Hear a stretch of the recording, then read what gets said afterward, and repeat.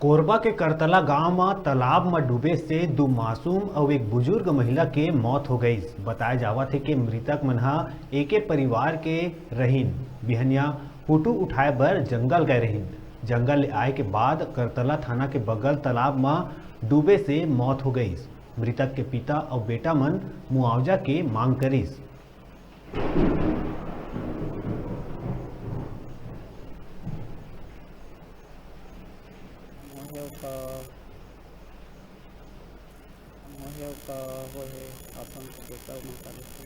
विजेंद्र कंवर मो नाम है और मैंने गेरिन फोटो खोजे और आपसी में ना पानी में डूब गई।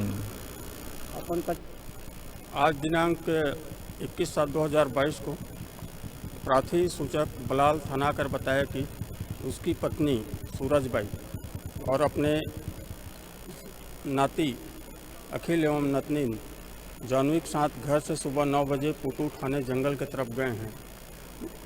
बाद में पता चला सुबह करीब 11:30 बजे तीनों तालाब में डूब के फौत कर गए।